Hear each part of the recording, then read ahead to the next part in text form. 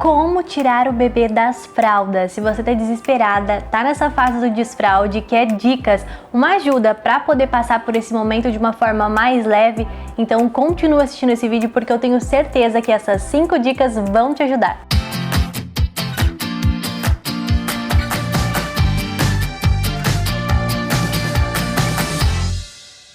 Olá pessoal, tudo bem com vocês? Eu sou a Sara Caroline e no vídeo de hoje eu trouxe 5 dicas para você fazer o desfraude de uma forma mais tranquila, sem estresse e de uma forma eficiente, então vamos lá. Bom, eu já fiz um vídeo aqui no canal falando sobre o desfraude, eu fiz uma entrevista com a pediatra Janaína Lima, ela trouxe dicas, ela falou sobre a idade, sobre fases, é um vídeo bem completo sobre o desfraude, eu vou deixar aqui nos cards e também na descrição desse vídeo para você assistir, mas hoje eu fiz um resumão desse vídeo e também aproveitei com a experiência aqui de casa. A Alice tá nesse processo do desfraude, então ela tá quase 100% na verdade, falta muito pouco, a gente ainda não tirou na parte da noite, mas durante o dia ela já não usa mais fralda, tá bem legal. Então eu trouxe algumas dicas, separei dicas do meu cotidiano e também da entrevista com a pediatra para fazer 5 dicas, para trazer 5 dicas valiosas para vocês, porque existe muita gente que vende o desfraude assim, do desfraude em 3 dias e não é bem assim, gente, é um processo longo. Como a pediatra disse na entrevista,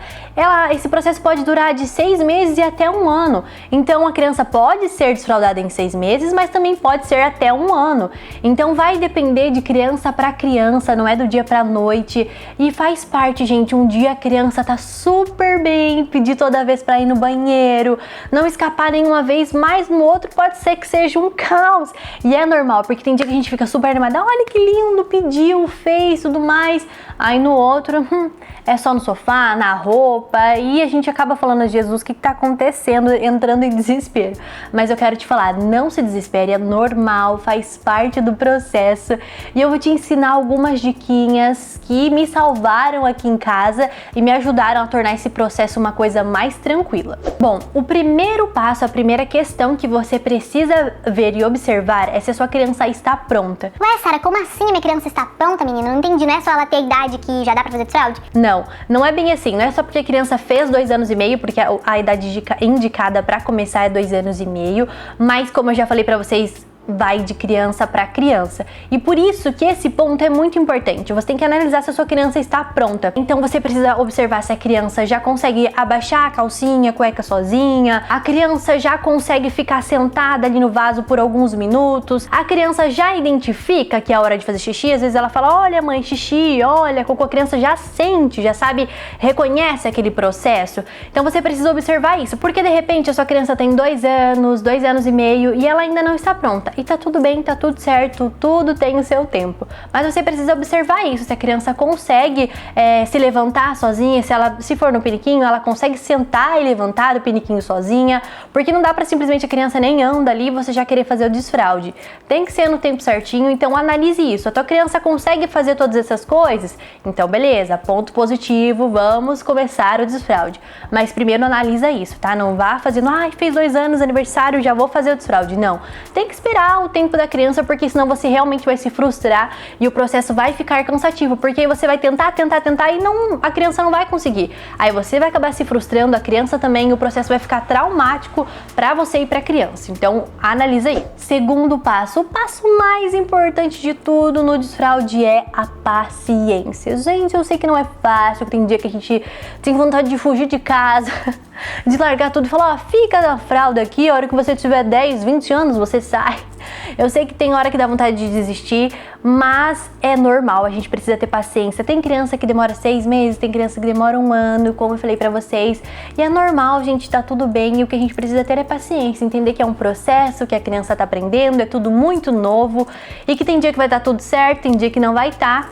E a gente precisa ter paciência. Tendo paciência já é um bom caminho andado. Terceira dica, deixe a sua criança livre e à vontade para escolher aonde ela quer fazer as necessidades dela. Então, se você percebe que a criança se sente melhor no piniquinho, vai no piniquinho. Redutor de vaso, vai no redutor de vaso. Aqui em casa, no começo, a Alice preferia o piniquinho, porque ela tinha um pouco de medo do vaso, né? Tem algumas crianças, é bem normal isso, as crianças sentirem medo do vaso, porque como tem aquele buracão, às vezes elas acham que vão cair lá dentro, né? Criança tem uma imaginação, então tem algumas crianças que não conseguem fazer no vaso. Às vezes com o redutor elas se sentem mais seguras. Aqui em casa a gente usou uma cadeirinha que, gente, foi junto com uma escadinha, ela tem ali um redutor de vaso e foi uma bênção, porque a Alice, ela é muito independente, ela gosta de fazer as coisas sozinha, então para ela foi uma bênção conseguir subir, sentar, foi maravilhoso. No começo ela gostava mais do piniquinho, depois ela não queria mais, ela queria fazer só no vaso, falava que ela era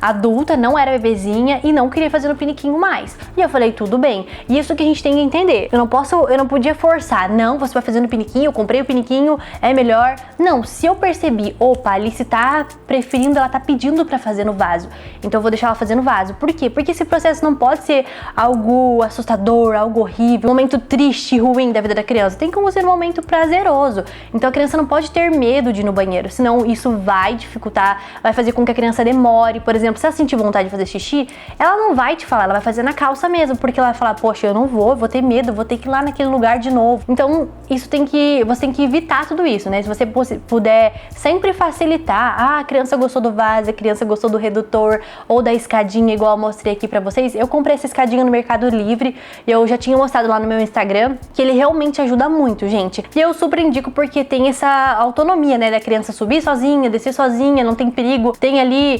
um apoio de mão pra criança segurar, então assim, perfeito, foi o que me ajudou bastante. Mas como eu disse pra vocês, vai de criança pra criança e tá tudo certo. Quarta dica. Gente, a quarta dica, ela é uma coisa assim que me salvou muito, que é cronometrar o tempo em que a criança faz xixi, o tempo que a criança vai ao banheiro.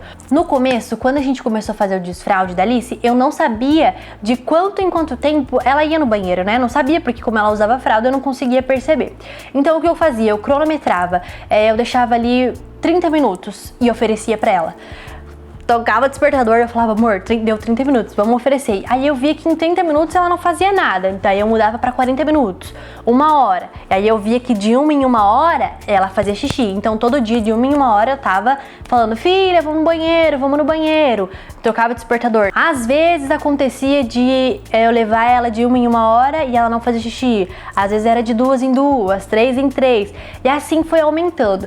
E aí na segunda semana ela já começou a se ligar que era o tempo dela fazer xixi, aí ela já ia correndo, às vezes ela falava, mãe, xixi, banheiro, piniquinho, eu já começou a pedir, porque aí foi virando, porque a criança tem esse negócio, né, com a rotina ela vai se acostumando e ela já lembra, né, poxa, agora é o horário, ou às vezes ela sentiu vontade, então cronometrar ajuda muito, gente, sério, foi o que me ajudou muito. No começo, quando eu não colocava cronômetro, nossa, eu sempre escapava, porque eu esquecia de oferecer, né, e é normal, às vezes a gente tá ali fazendo comida, quando vê já passou o tempo, e aí você tem o cronômetro, desperta, você escuta e acorda e facilita muito, gente. E eu adoro coisinhas assim que vão agilizando o processo, porque eu sou bem da acelerada, vocês já perceberam, então essas coisas que vão agilizando o processo, ó, eu amo, por isso que eu tô já dando essa dica pra vocês, porque é uma coisa que ajuda muito. Quinta dica.